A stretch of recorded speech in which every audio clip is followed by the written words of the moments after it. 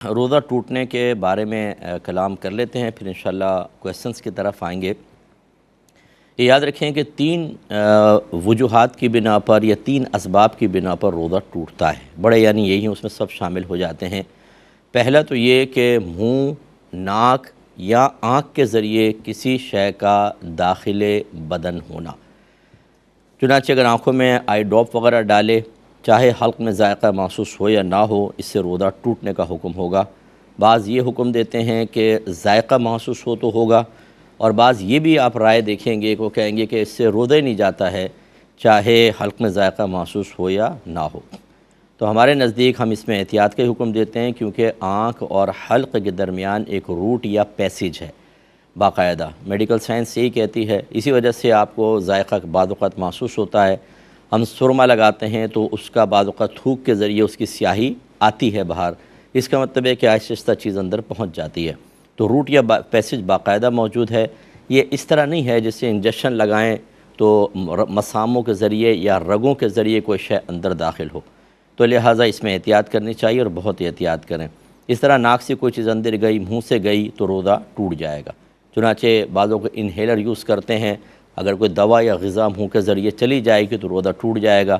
اسی طرح کوئی ایسی دوا سونگھنا کہ وہ دماغ تک پہنچ جائے تو روزے کو فاسد کر دیتی ہے۔ اور ابھی تو ضمناً عرضی کر دیا کہ اگر انجیکشن یا ڈرپ لگائی تو اس میں اختلاف ہے۔ بعض یہ کہتے ہیں کہ یہ جو منافذ ہیں، ان کو منافذ کہتے ہیں، آنکھ ہے، ناک ہے، منہ ہے، ان کے ذریعے کوئی شے داخل بدن ہوگی دوا یا غذا تبھی روزہ ٹوٹے گا۔ باقی اگر مساموں کے ذریعے، رگوں کے ذریعے جائے تو نہیں ٹوٹے گا، کیونکہ نبی کریم کے دور میں تو وہ چیزیں تھیں نہیں، تو لہذا انجیکشن ڈرپ سے روزہ نہیں جائے گا۔ اور بعض یہ کہتے ہیں کہ روزہ ٹوٹنے کا اصل سبب یہ ہے کہ جب ہم دوا یا غذا کو اندر اتارتے ہیں تو دوا ہمارے بدن کی اصلاح کا کام کرتی ہے اور غذا تقویت فراہم کرتی ہے۔ چنانچہ کوئی بھی ایسی چیز جسم میں کسی بھی جگہ سے داخل ہو جو اصلاح اور تقویت کا سبب بنے، وہ روزہ توڑ دے گی۔ جو یہ لاجک رکھتے ہیں وہ یہ کہتے ہیں کہ انجیکشن اور ڈرپ سے روزہ ٹوٹ جائے گا۔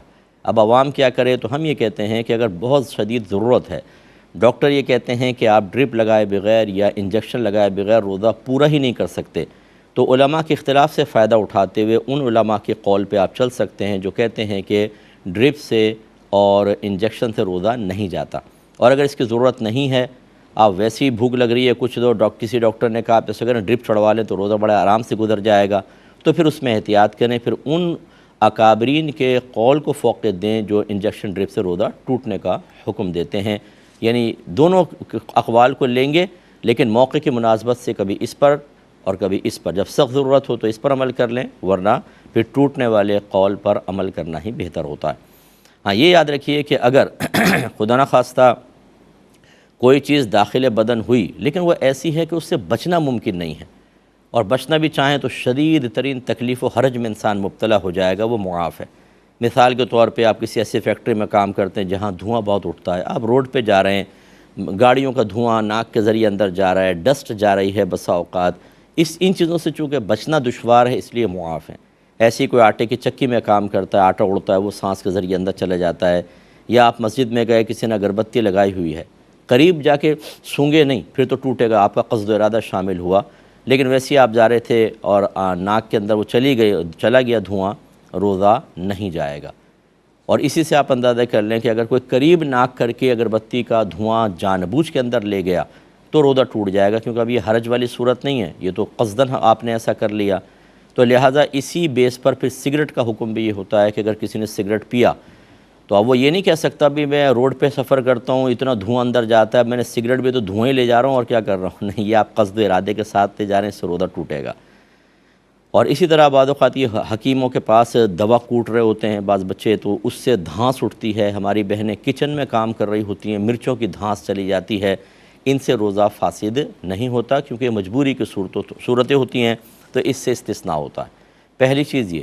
دوسرا جو ہے وہ وومیٹنگ سے روزہ ٹوٹ جاتا ہے، لیکن جب تینوں شرطیں جمع ہوں گی، یعنی اس کی تین شرائطیں اور تینوں کی تینوں جمع ہونے چاہیے۔ نمبر ایک، آپ کو روزہ یاد ہو کہ آپ روزے سے ہیں۔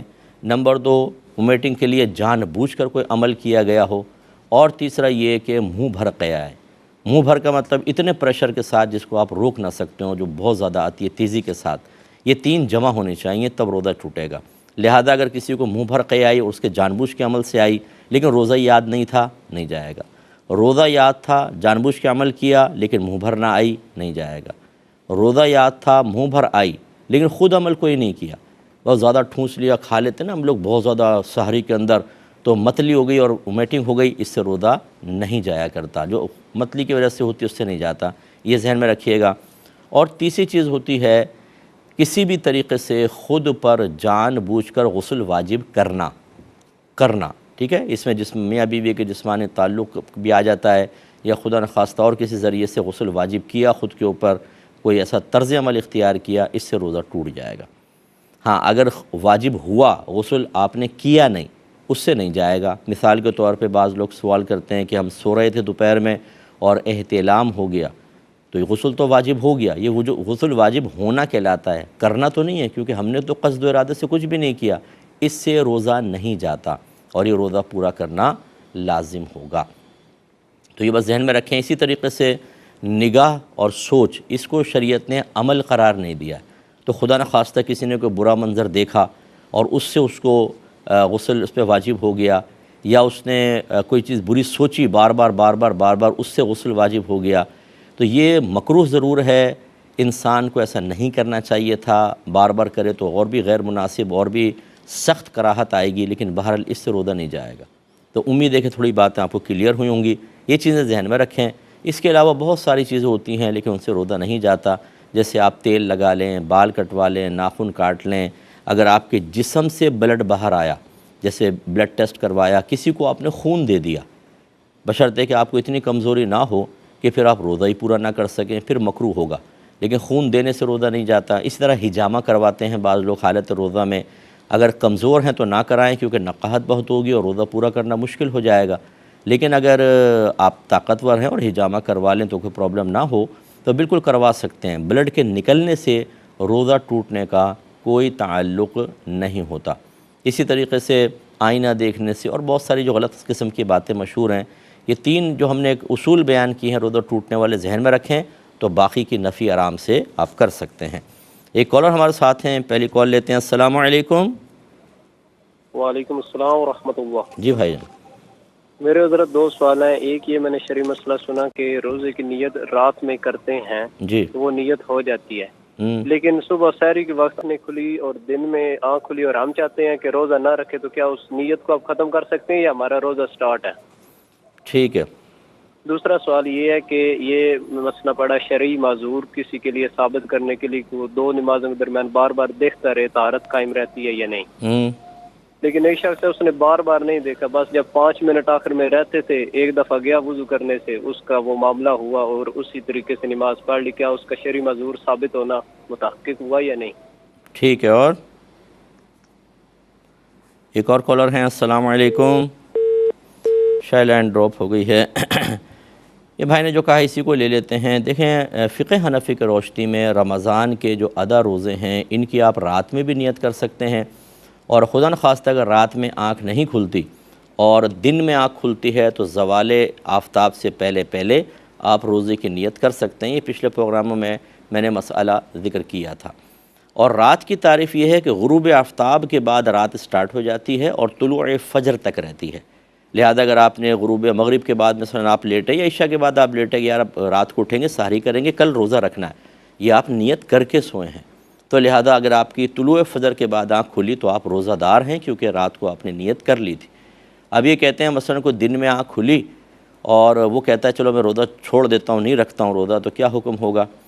تو دیکھیں یہ ہوتا ہے کہ اگر تو آپ نے رات میں نیت کر لی تھی تو آپ روزے دار ہیں، اور نیت نہیں کی تھی تو روزے دار تو نہیں ہیں، لیکن فرض ہے، فقہاء نے جب آپ کو ایک رعایت دی ہے کہ آپ زوال آفتاب سے پہلے نیت کر سکتے ہیں، تو اگر کوئی شرعی عذر نہ ہو تو پھر روزہ رکھنا لازم ہوگا۔ دونوں صورتوں میں انسان شدید گناہگار ہوگا، لہٰذا روزے جیسی عظیم نعمت کو معمولی سمجھ کے ضائع نہ کریں ورنہ میدان محشر میں شدید پچھتاوا ہے، ٹھیک ہے نا۔ اور اگر ایسا ہے کہ زوال آفتاب کے بعد کسی کی آنکھ کھلی مثال کے طور پہ، تو اب تو گنجائش ہی نہیں رہی نیت کی، اب وہ مثل روزہ دار کے تو رہے گا، کیونکہ رمضان میں اعلانیہ کھانا پینا یہ روزے کی شدید بے حرمتی ہے، رمضان کی بے حرمتی ہے اور شریعت نے اس سے منع کیا ہے، لیکن بہرحال اس کا روزہ اب نہیں ہو سکتا.